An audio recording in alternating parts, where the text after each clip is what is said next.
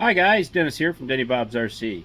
Hey, I am going to I've been building carrying cases and whatnot, and I've had a few people ask me questions and whatnot, and I'm going to kind of go through how I go through the process to build the boxes and carrying cases and stuff that I do.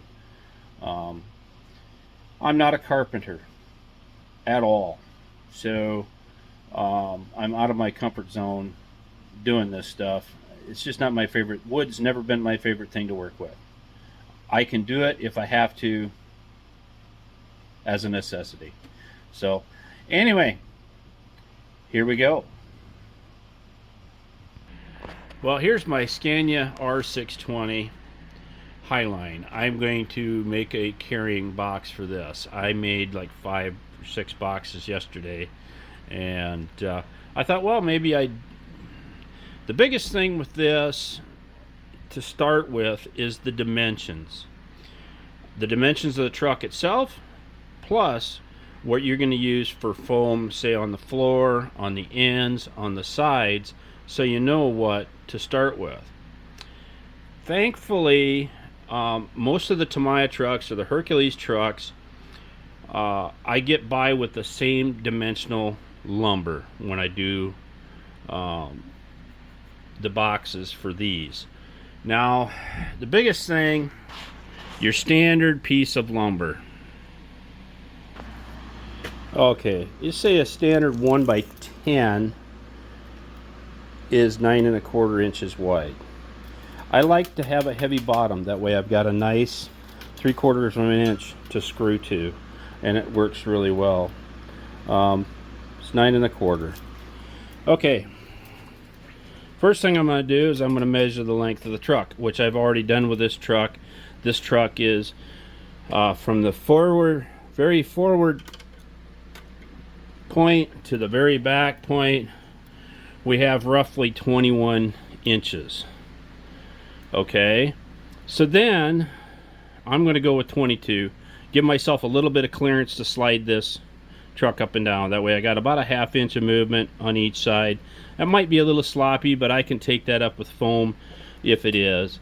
It's better to start a little bit bigger than too small, because you can always shrink up the space, but you can't expand it.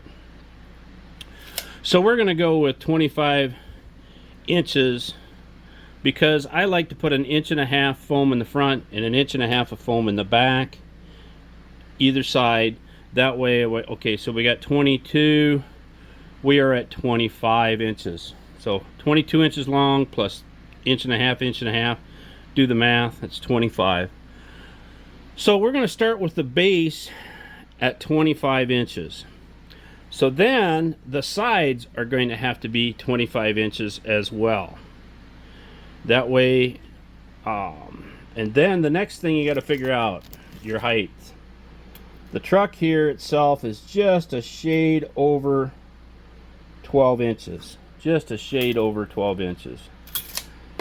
And that's because the added pipes. Now, if it hadn't added these Lassu pipes, then it's different. One thing, like say for like the grand haulers, the pipes you can slide them off and on, so you can then you strictly have to have the height of the cab.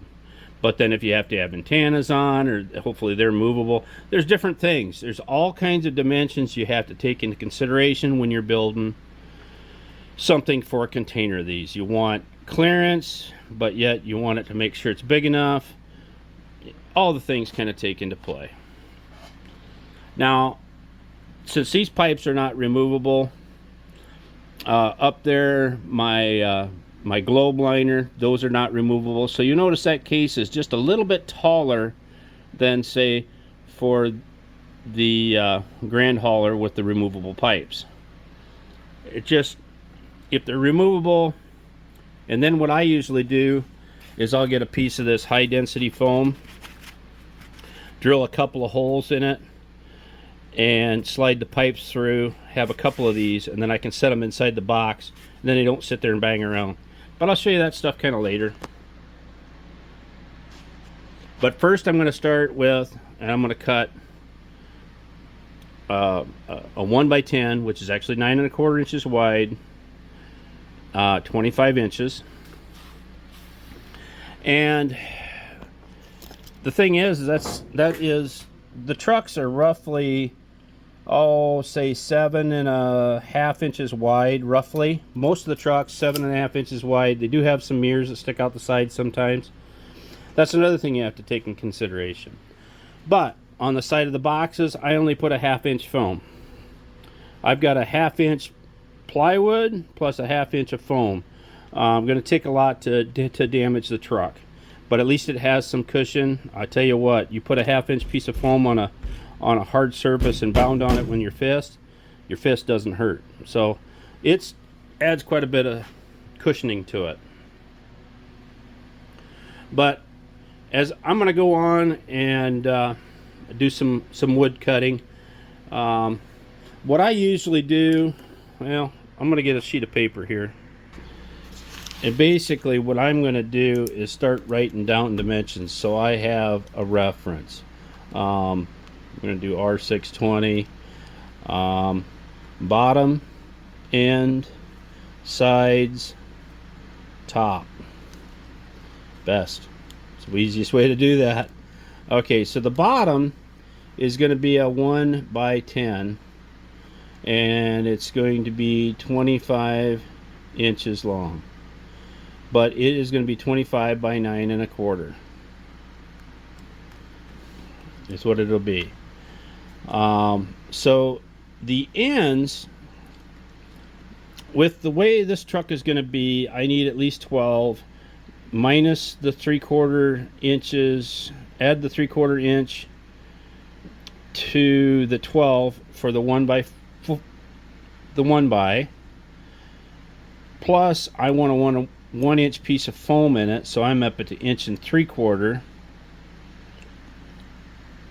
So what I'm going to do is I'm going to actually do a 14 inch tall by 25 inches of 1/2 inch plywood. And these are the ends. Oh, I screwed up.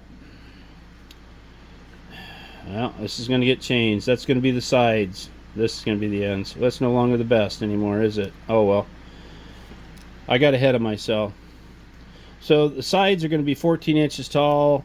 They're going to be 25 inches long to match the base as far as length. Now the end pieces, now the main bottom of it is 9 1/4, and that's going to be 25 inches this way. This is the bottom. All right, the biggest thing here is now for my ends. Okay, so now I have the 9 1/4. I have a 1/2 over here and a 1/2 over here, 1/2 inch for the plywood. So now my ends have to be 10 1/4 inches wide, and they will be the same height as the box. So they'll be 10 1/4 inches wide by 14 inches tall, and that's 1/2 inch plywood. Now the top, you're going to run into, you got a 1/2 inch here and a 1/2 inch here.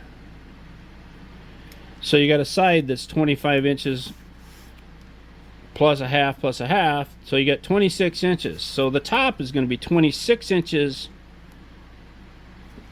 long to fully cover the whole thing. And it's going to have to be the 1/2, the 1/2, the 9 1/4. So it's going to have to be 10 1/4 inches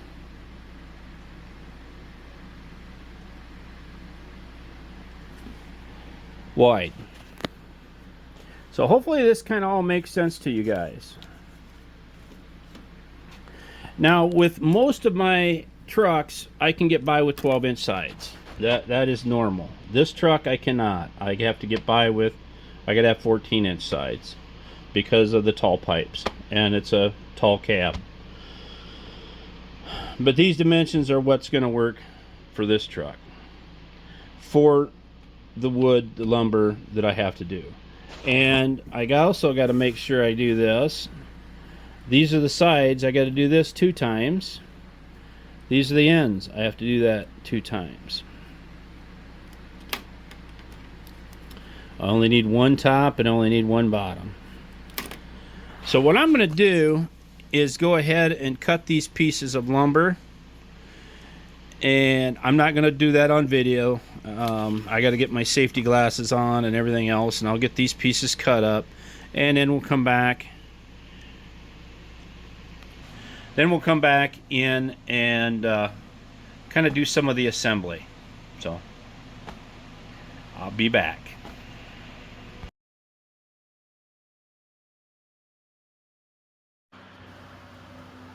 Okay guys, I'm back. I did get my my bottom, my ends, my sides, and my top all cut out.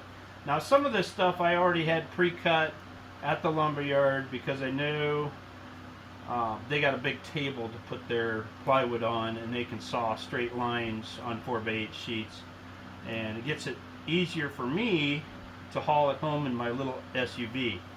I can't put 4x8 sheets of plywood in there, but just something that works for me. Now, one of the things I do is, okay, so we got 25, so half of 25, 12 and a half. And we're going to go in 1 inch and from here. Some of this stuff you guys really don't need to listen to, but I want to kind of get to halfway in between that. That's 11 and a half. So that would be 5 3/4. 5 3/4. Is that right?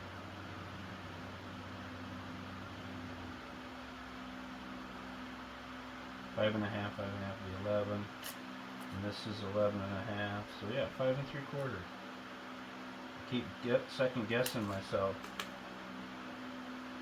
And all I'm doing this is purely for aesthetics, or whatever you want to call it, to try and get my screw holes and everything in the same spot, or at least somewhat decent. I mean, it really doesn't matter that much, I guess. But one thing I do, I use some countersunk screws to do this, and I actually have a countersunk bit so that those screw heads aren't sticking out too far.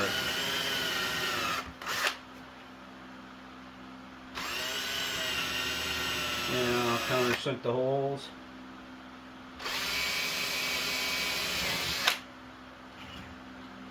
And I'm not drilling through into the countertop, so don't worry about that.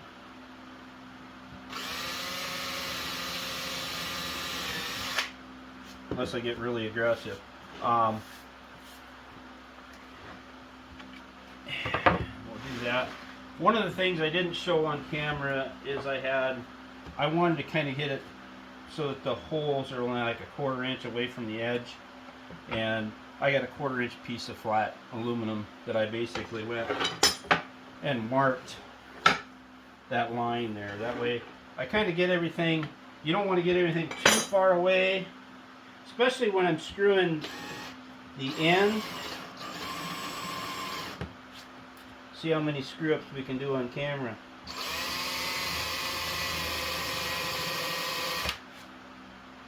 And I'll get these countersunks done.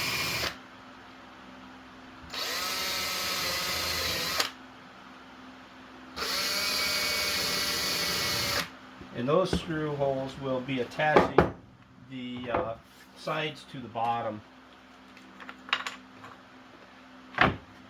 Now these are the ends. And we will go there, halfway. So.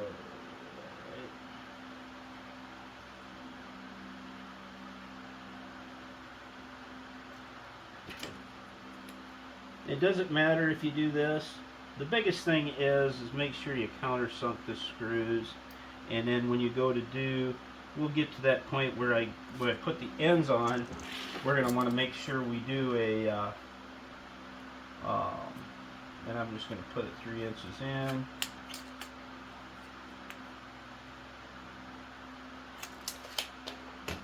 Do the same with the other end as well.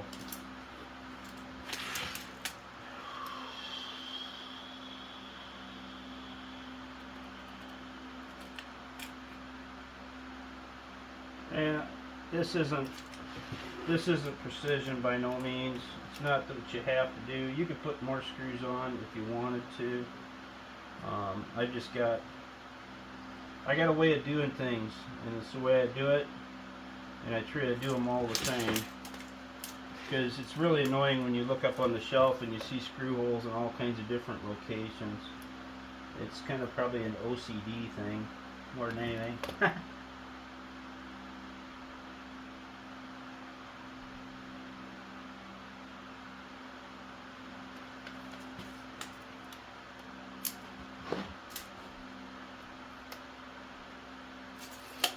Well,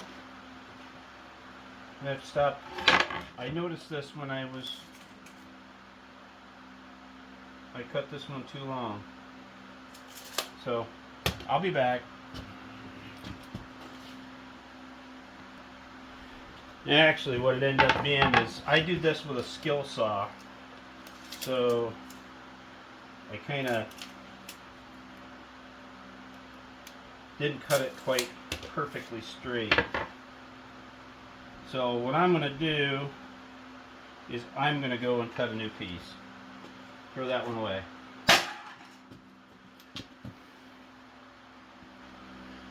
Yeah. Anyway, when you're doing stuff with a skill saw, that's the problem you run into.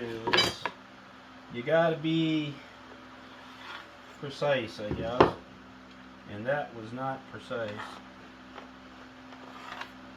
But you know, that's the way it goes. When you turn the camera on, that's when all the screw-ups come on. I found that out the hard way many times.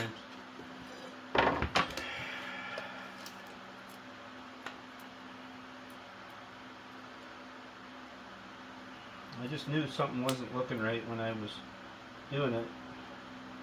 And the thing is, you know what? It was only like 1/8 of an inch, not even 1/8 of an inch off. But for some reason, I get small measurements, and I can tell just by looking that it's not right. But yeah, we'll get to it. Sorry if I'm boring you guys, but I don't have time to stop and edit all the time. And yeah.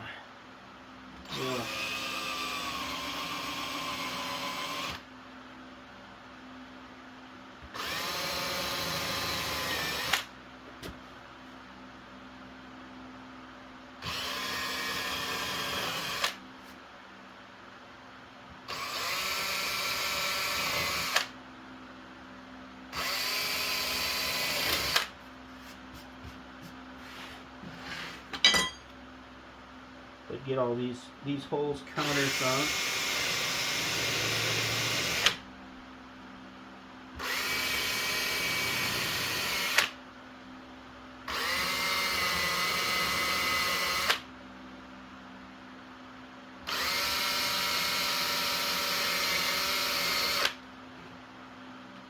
Because you don't want these pieces to be off by a bunch either, because then the lid doesn't fit right, or doesn't fit quite perfect anyway.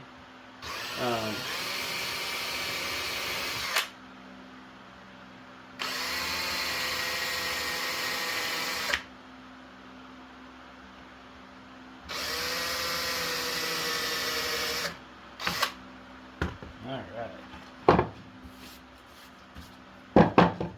Another thing I don't like doing, reason I don't like doing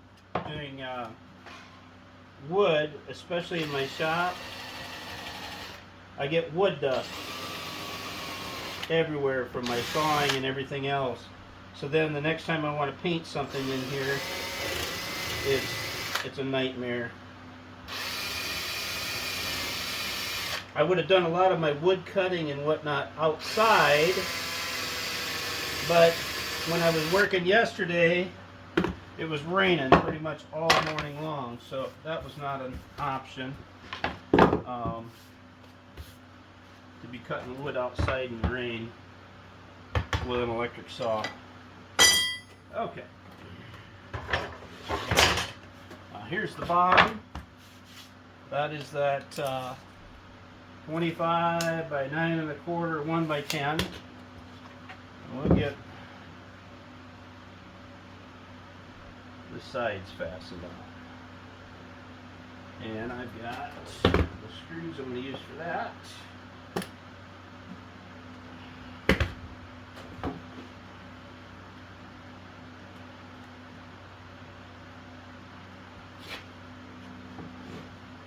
You want to make sure that's flush when you get that screwed on there.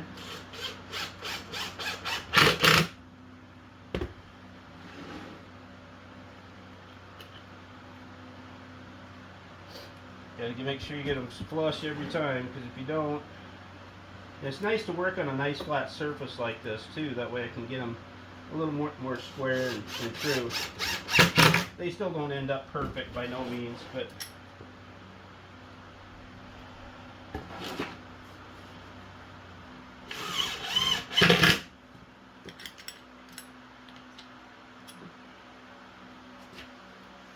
and I've tried to be a little more organized for this video, and I got everything in magnetic trays and kind of already laid out.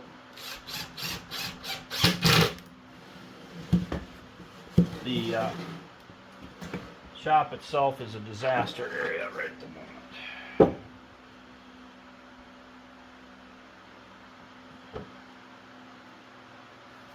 Should make sure we get this flush.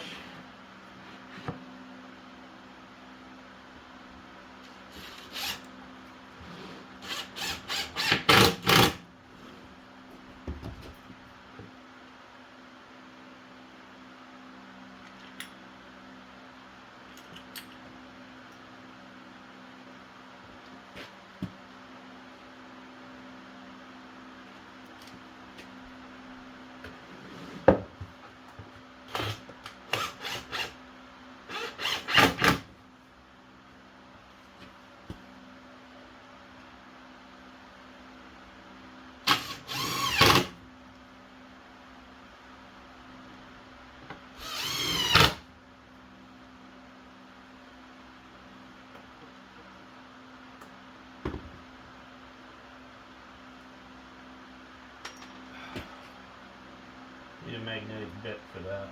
Make it a lot easier. Alright, we got the sides on. I'm going to take a little break here for a second. Alright, I'm back. Now, one of the things I'm taking and fastening, let's say, into like 1/2-inch plywood, you're going to have to make sure that you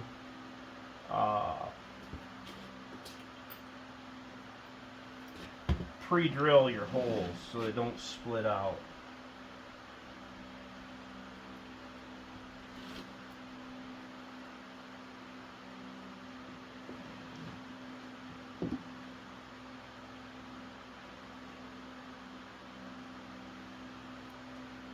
Get everything, make sure we get everything kind of lined up.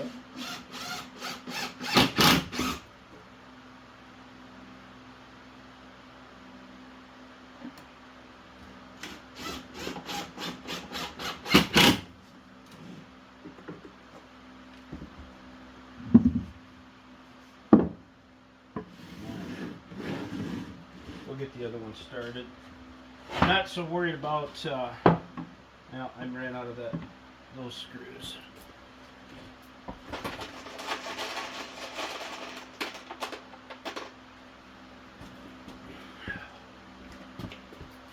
I'm not too worried about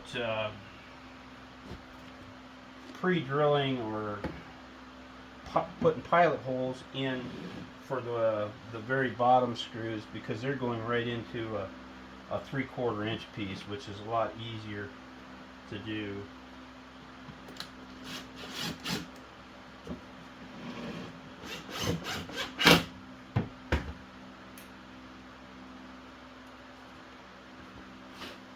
And this bench works really well to work on to get them close to the edge too.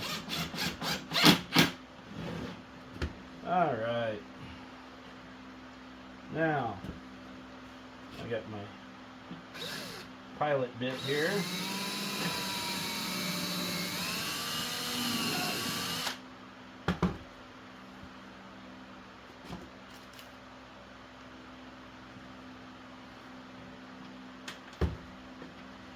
Yep, need a magnetic bit. That's what I need. Well, put that on my list of things to buy, right? Okay, pull this one in.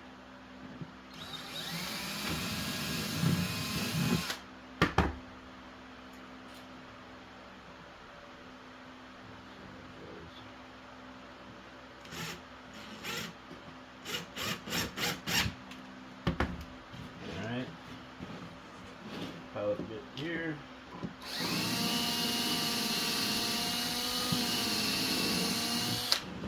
Just kind of prevents the wood from splitting is the biggest thing.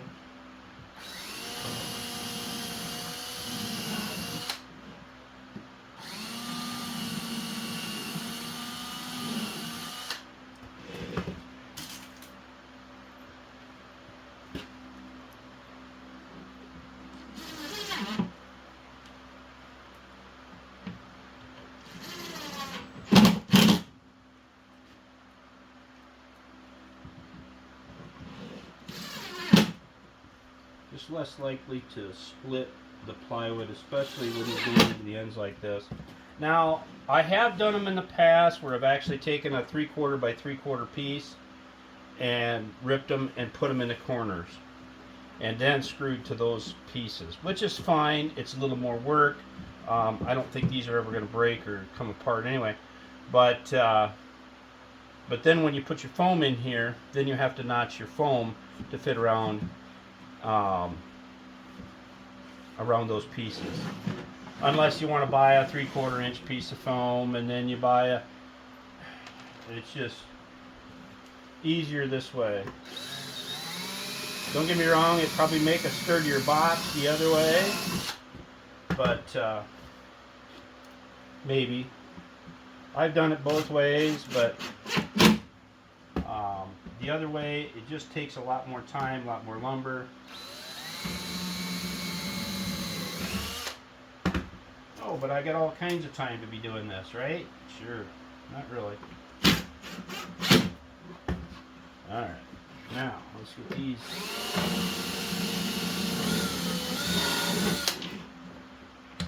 Doing these pilot holes yesterday and I broke off two or three bits because I just got too excited and trying to push everything too fast.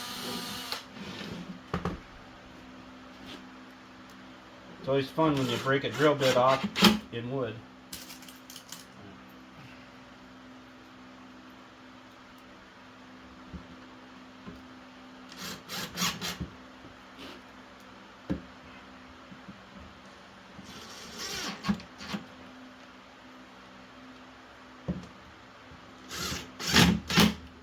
There.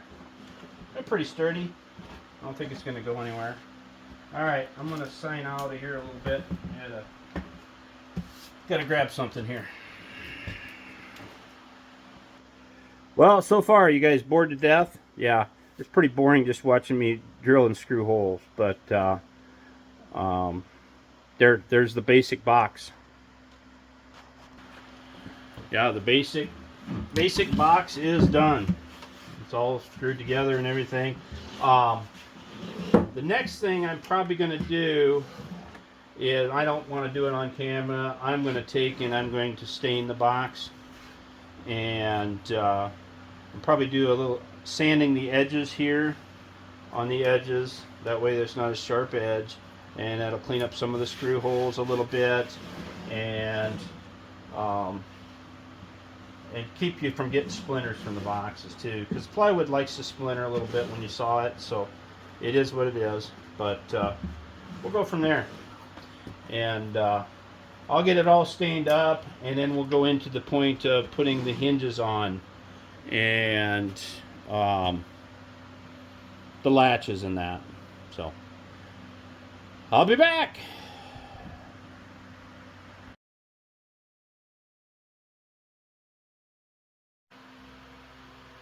Okay guys, I'm back. I got it all stained up. I used, oh gosh, what color is it? Golden oak stain, and it's pine plywood, so it's kind of a dark color, but that's fine. Get into putting the hinges on. I'd like to find some different hinges, because these don't work exactly the way I want them to, but I've used them on everything, so I'm used to using them. It's not that I like them, it's just something that I end up using. I'm going to mark this off so at least I get them somewhat in the same spot.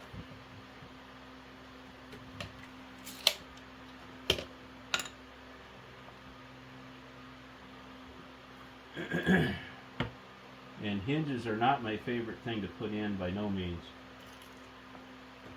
Got to make sure you get them square so that they open properly too.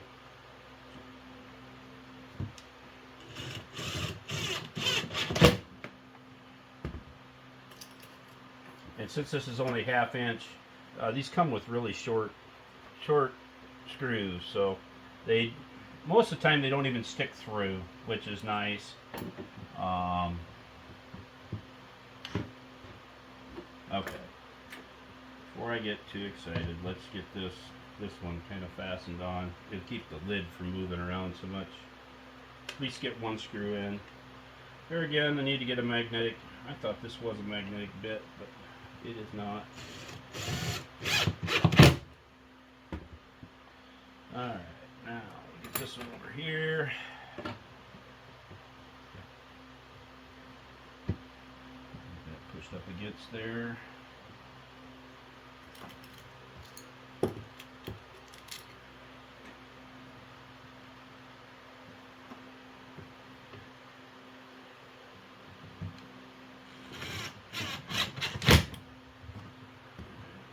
And this lid is just slightly, that piece of plywood is slightly warped. But it'll be fine, because when I go to put the latches on the other side, that'll kind of solve the problem altogether.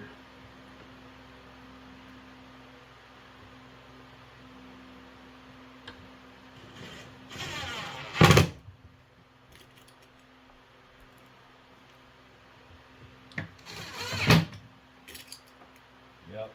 There, it kind of worked out.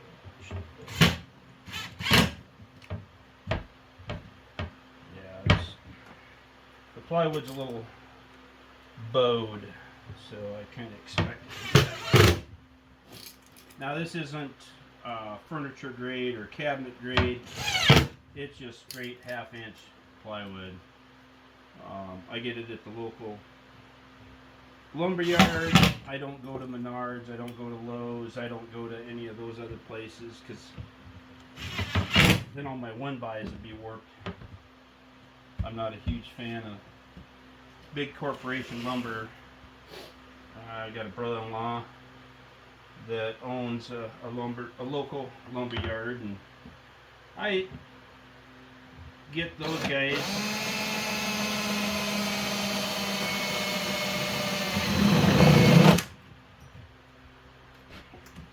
And I put this one on because the third hole on here is way up here, and I can't get no wood to it. So that's why I've been searching for different hinges, but I got so many of these on hand, they just work.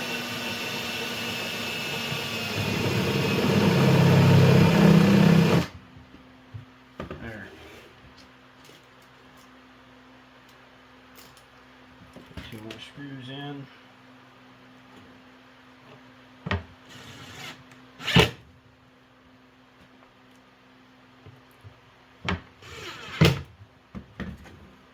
And you gotta kind of be easy on the trigger because this is an impact driver, and that'll strip screws out really fast. Yeah, it's just a little warped out of shape is all. But it'll be fine. Here's the latches I've got.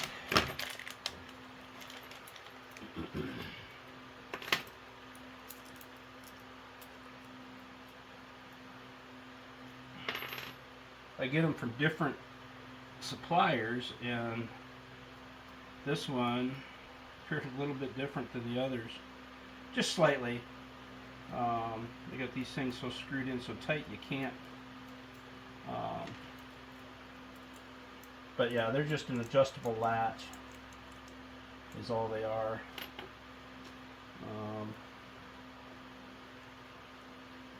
These have actually got an extra jam nut on them, but I've never used those before. Take them off and get them out of the way. No way you're getting a wrench in there to jam nut them anyway. And then I try to turn them out so that they are all the way flush when I start.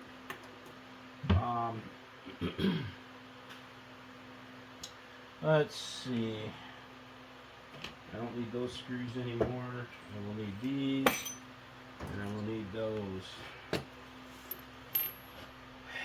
And we'll get a measurement out here.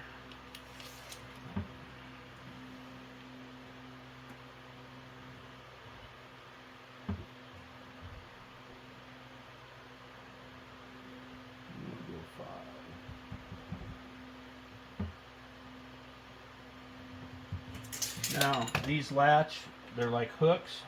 I can't put them up here. I got to put them into the edge. So when I do that, I'm going to drill a pilot hole since I'm screwing into the plywood. And I use some pretty long screws for this too.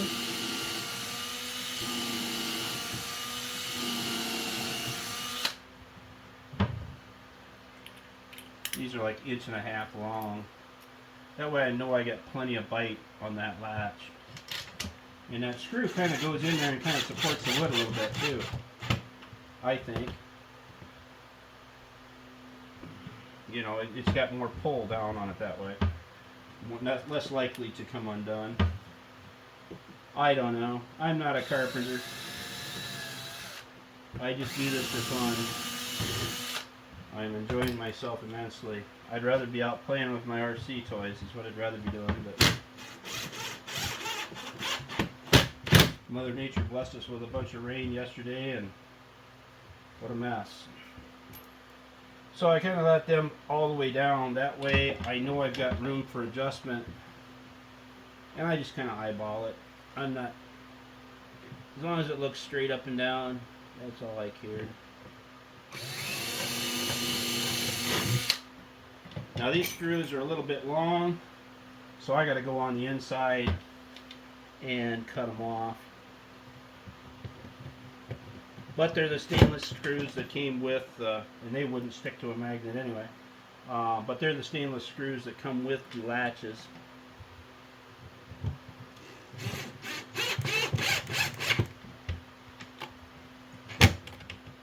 Okay.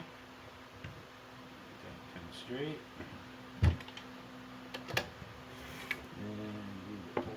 Down,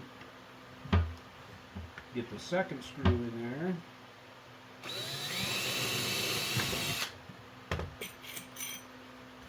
and I'm kind of rushing this since I'm doing it on camera, so things aren't going to go, especially when you, now I'll take it, tighten that up a couple of turns, get that up there.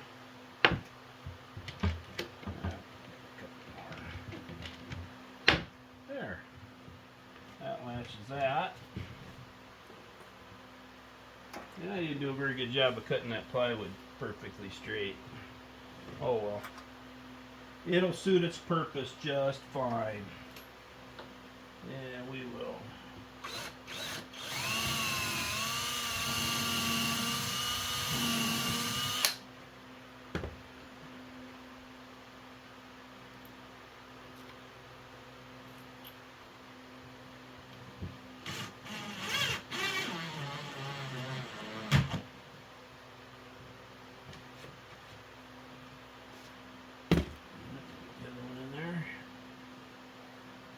Get the center of the hole.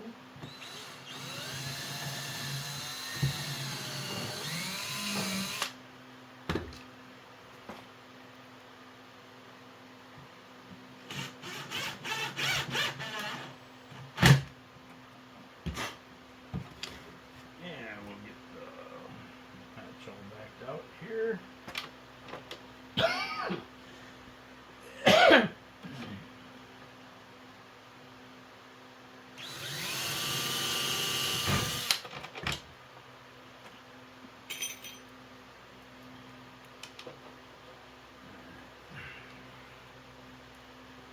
I'm sure I'm boring you guys completely.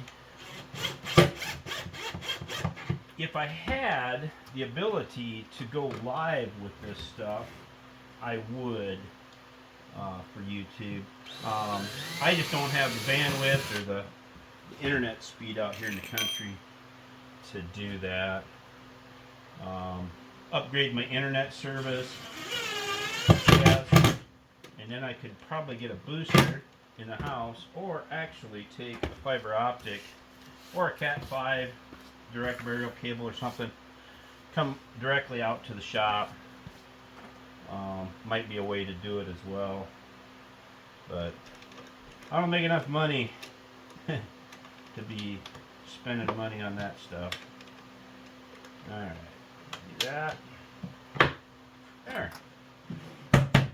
Good and latch. Good and solid.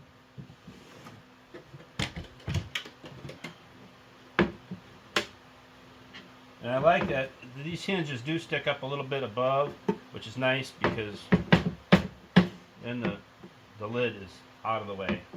You know, it's not caught not being able to flip down and do that. However I want to say it. I think you kind of get what I'm meaning. But there, we got that.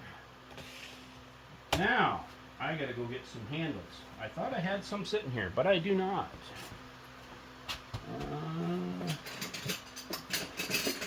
Here we go.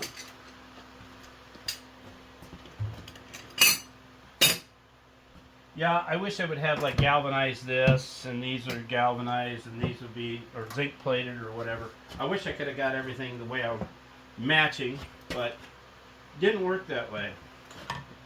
Now I'm going to do this for the height of that handle. Give me a starting point anyway. I'll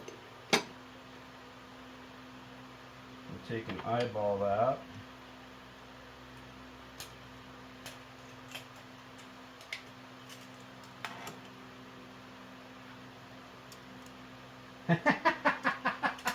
Exactly, perfectly centered. I don't know how I do that every time. Now, those screws are down here.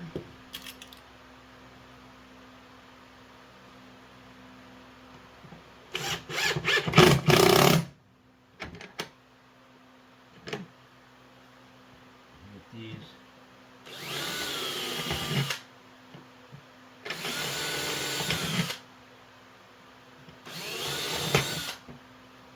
Since these are such big screws, I wanted to put pilot holes in there because it may split out. And besides, it helps me get the screws started as well.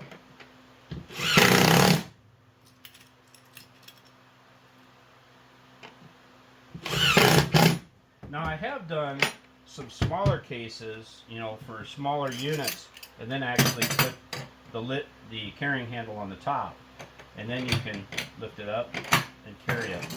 I've done that as well,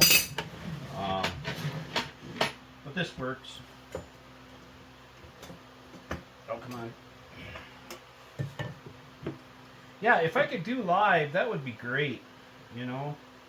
Then I could just, you know, do this stuff. But the thing is I don't know how many people would sign in to watch me do this stuff live. But another thing with that is, when you record that live, then you can publish it so that, you know, if somebody did miss your live, they can go back and watch it later on, which is pretty cool. And for some reason, that one I didn't get right on. Huh. Oh well. Eyesight must be a little off.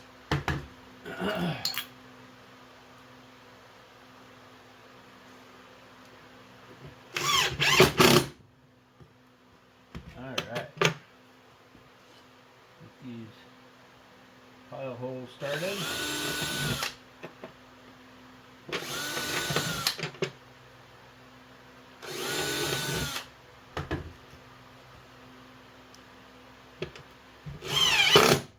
Because this video itself is probably going to be, even with these piled up, it's going to be pretty long.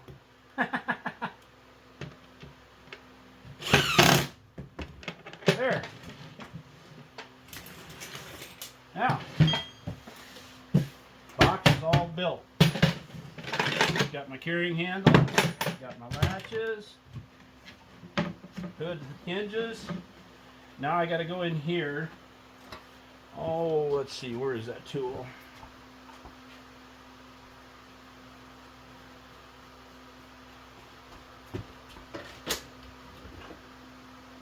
Well, didn't leave it on here, did I? Nope. Well, anyway, I got to go in and cut these screw heads off. They stick out probably a little over a ½ inch. And the ones on the ends, they stick out just a little bit, but I'm going to have 1.5 inches of foam in here, and that's way above any cab or anything that you're going to have to worry about. And that foam will be glued in. So next step is cutting the foam and getting it ready to go in the boxes, in the box. So I will get that stuff all ready, get the bench cleaned off and get those tools put away and go from there.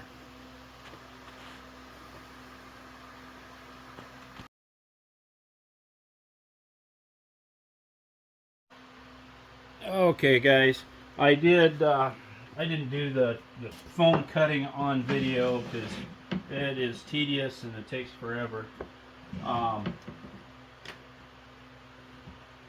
But for this box, I'm going to use 1 inch. This is just upholstery foam. It's 1 inch upholstery foam. This is 1.5 inch upholstery foam, and the ½ inch upholstery foam for the sides. Nothing fancy. The bottom one I don't worry about gluing in because it's in the bottom and it's not coming out anyway. Set that down in there. Get it tucked in.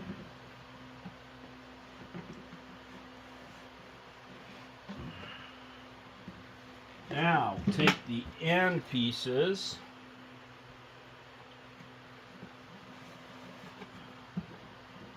And a lot of this you probably wouldn't even have to even glue in because it normally, if you cut it just a smidge larger, the pressure will keep it in place anyway.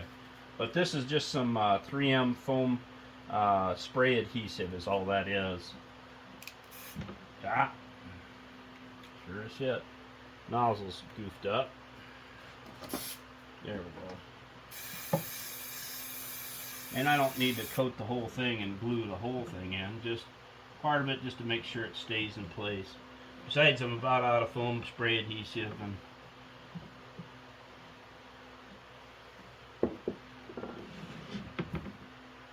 and I need to order some more. Piece over here that can tuck in.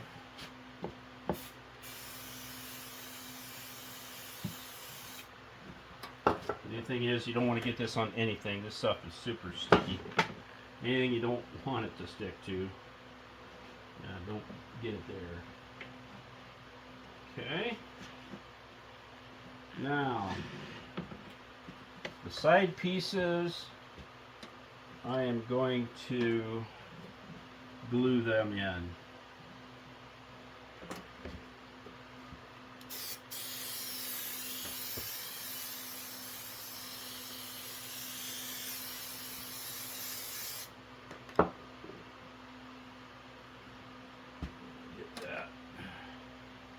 Down to the bottom.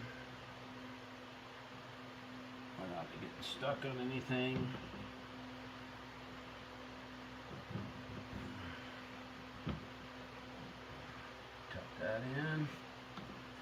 Sometimes I feel like I'm making coffins. Yeah, kind of creepy.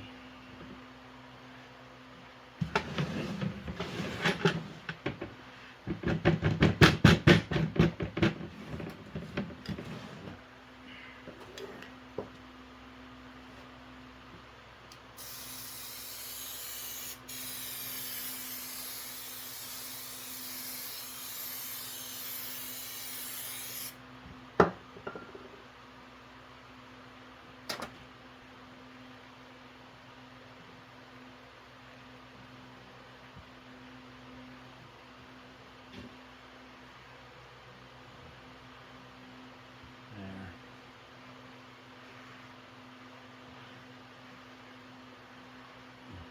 And if you let that stuff set out for a little bit, it'll get tackier. You let it sit out a little bit, and sit on the bench and kind of get tacky, and then it'll stick better. Or it won't stick better, stick faster. But I'm good with how I'm doing it now, because I'm just gonna leave this thing sit open overnight anyway, and let the glue dry really good. But there you go. It's pretty foam padded. Now, one thing you could do if you wanted more padding on the sides, you could actually go up and use a 1x12 for the base. Then you could go with an inch of padding, and then your dimensions are all going to be bigger, of course. But a 1x12, yes, but 1x12s are a little more expensive. But you could use one, and then you could get a one if you wanted more padding on the sides. For my purposes, this has worked really well. And I always figured if I sold a truck and I had a box for it, I would actually take the truck back out of it, get a couple of 5-gallon bag liners or 5-gallon bucket liners, the bag liners, and stuff those in the bags, put them back in the crate, in the box, and then get myself some of those packaging peanuts and just totally stuff the case full if I was actually going to ship anything, in one of these. For just strictly for storage on the shelf, throwing them in your car and taking them to the show, it works nice too. Is if you take them, you can take them out of the unit and then set them on top of the box. That's another thing that works good. I make enough room in here that I can put the remotes in here as well. And there's different ways. I'll actually take a remote, wrap it in foam, and set it in the case. That way it doesn't scratch that, and it actually protects the radio as well.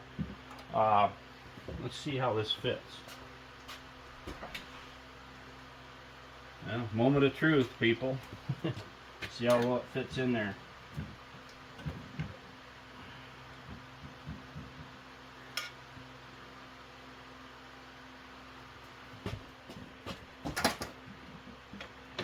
I think it fits pretty good. Nice thing about this truck here, the mirrors they fold in. They're out of the way. I got a little bit of play back and forth. The only other thing I have done in the past is I will take a smaller piece about the width of between the axles of the truck and glue that down to the bottom. I'll put like another inch or inch and a half foam down there. That way it kind of helps support the wheels and keep the wheels off the ground. I'll go and do that yet for this build as well.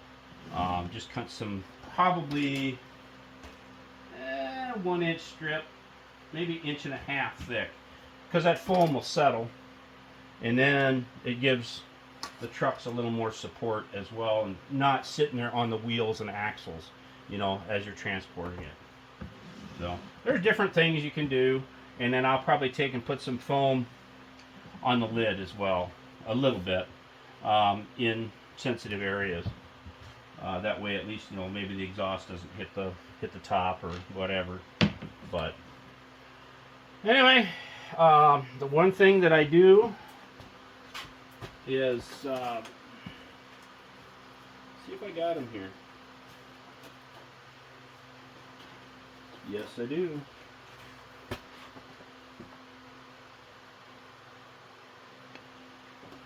One of the things I do for the boxes is, well, how do you label them and how do you know what's in each box? Well, I actually take pictures of each and every item that go in the box. Okay. And, yep, okay, I got everything. Thought I'd forgotten to turn the camera on. And then, I just print them off on regular printer paper, and I have a laminator. So then I laminate the photos, and this way I know exactly what's in the box.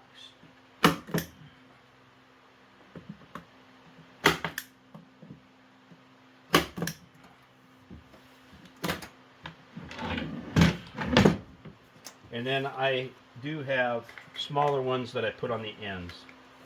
I usually at least do 3 sides of the box, because normally, like when I have them stacked up on my shelves and stuff, I'll have one end or the face out. So I don't need. I just make sure I put them on the bench or on the shelving or whatever, and kind of lets you know what's in each box. It's an easy way to label it. So anyway, hope you guys kind of enjoyed the video. This pretty much concludes it. I don't know what else to tell you. There's different things that people can do, and this is just what I've been doing. I figured, why not share it? So, am I for hire for this? Oh, hell no. I have no interest in building these and then shipping them out. I zero interest in that. So don't ask, please. I got enough stuff on my own to do. So anyway, hopefully this kind of helps people out a little bit. The thing is not everybody has all the saws and tools and everything to do it. The thing is if you got a local lumber yard, they may, once you get all your dimensions that you need, they may cut it all out for you. At a cost, of course, but can't do anything for free. So anyway, hopefully this kind of helps everybody. I'm going to continue on. I've got a bunch more to build for some different models and whatnot of my own. So anyway, catch you guys later. Go out and have some fun with some RCs.